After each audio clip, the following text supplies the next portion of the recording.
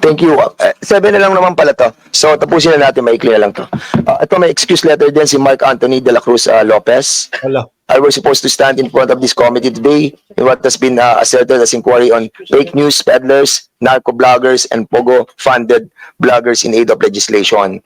I would have loved to really open up and tell you my story on how I evolved from being an ordinary citizen. Mahaba po siya, mga 5 pages siya. Pero tinitingnan ko po, you see Mr. Fernandez and Barbers, I reiterate that I am a citizen of the Republic and I actually understand that the premise of your so-called inquiry is without basis, nor cannot understand on solid legal ground. I therefore invoke my rights as provided for in the Constitution and decline your invitation. So, mahaba po yung... O, kala ko ba gusto niyang makaharap si si Lopez, si Dan Fernandez? Kala ko ba excited na sila? Mr. Chairman, once again, the letter that was sent to this committee is not valid. I move to issue a cause order for that invited guest. Okay, there's a motion to issue a cause order to Mr. Mark Anthony Lopez. Any second the motion? Second. Kala ko ba Any objection? Hearing none? Yes, the said motion is not approved. Okay, ito naman galing kay Attorney Trixie Angeles. I respectfully decline this invitation as I question the legality of the inquiry as well as the proposed legislation for being violative of the constitutional guarantee of free speech. O, kala ko ba ito yung matatapang nilang mga haharap at matatalino? Is she a lawyer? Yes, Attorney Trixie. A lawyer. I think, attorney. So what's the pleasure of the body? Mr. Chairman, I might have two motions, Mr. Chairman. First motion, Mr. Chairman, is to issue a cause order to Attorney what? Trixie Angeles. Attorney Angeles. Shokos to. Shokos din yan. That is my first motion, Mr. Chairman. Okay, about the... second the motion. Duly seconded. Any objection? Hearing none, the said motion is now approved. My second motion, Mr. Chairman, is for the legal department of this House to study if ever there is a violation because he is an officer of the court. And he should respect the constitutional duty of Congress. And question of legality, Mr. Chairman, I respectfully move that we will consult the legal department of this House for a possible disbarment case against Attorney Trixie, ano pinito? Angeles po. So move, Mr. Chairman. The secrecy by the record. Oh, no, it's a motion. So there's a motion to... Second. Wait. Your motion is to ask the legal The department. legal department for a possible disbursement case against Attorney Trixie Angeles. So there's a motion cited by Congressman Paduano. Any second the motion? Duly seconded. Any objection? Hearing none, the said motion is now approved.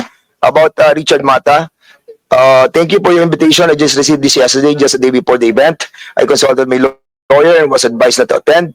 The late invitation plus the unclear purpose of the event, we support the freedom of speech. So, what's the pleasure of this body?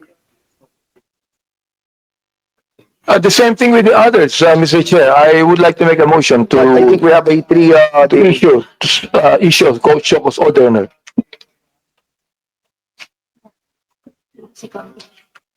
There's a motion. Any second the motion?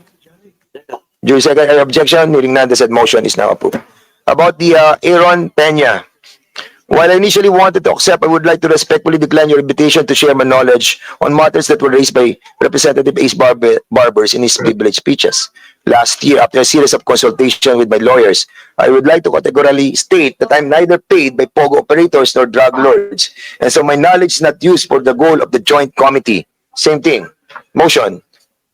Mr. Chairman, I move to issue a cause order for... There's a motion to issue a show cause order to this person. Any second the motion? Second the motion. Duly seconded? And objection? Hearing none, the said motion is approved. And Kisette Chu. This in reference to your invitation to the joint inquiry congressional hearing on social media. After careful consideration, I would like to respectfully turn down your invitation due to these following reasons. Mahaba po yung reasons. 4 pages.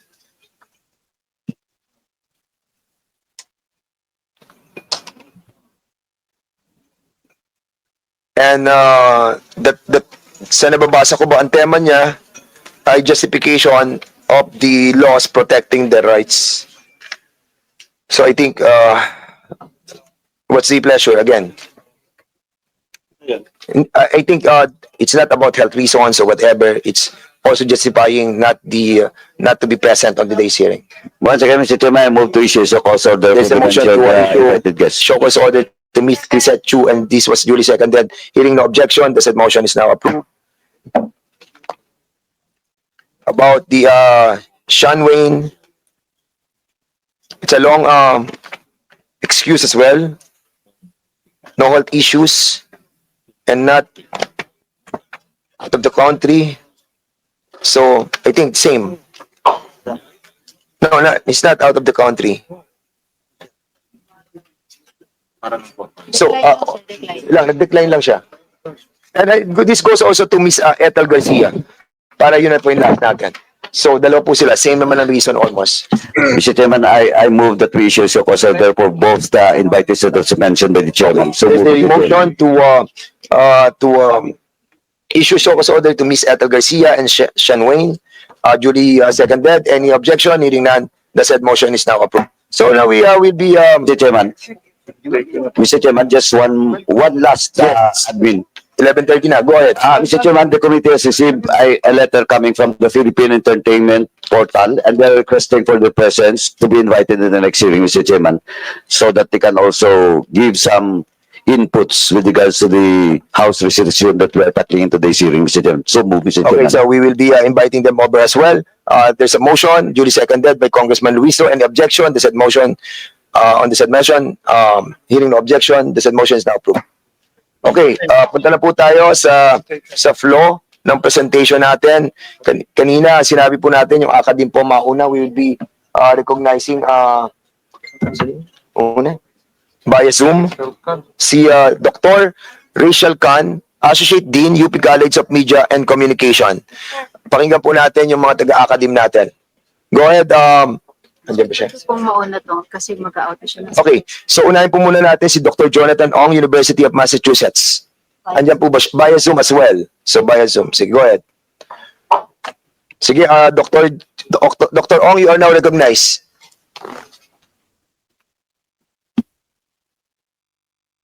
Bata pa si Doc, oh. Sige, Dr. Ong, you are now recognized. Please proceed. Naku, nandiyan na si Luis Tro. Ayan na.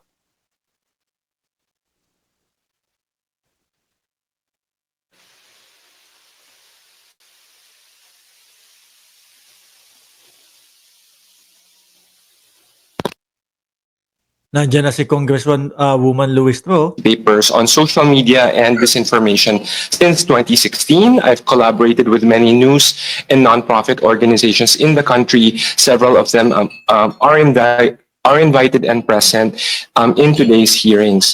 I've also presented in previous hearings on fake news at the Senate related to elections as well as on foreign interference. For a while. So ang una ko pong Dr. Jonathan Ong, for a while, we have problem with the audio. Can you refrain from speaking just yet? So, technical, can you kindly Ibig naman, paki-increase lang po yung volume?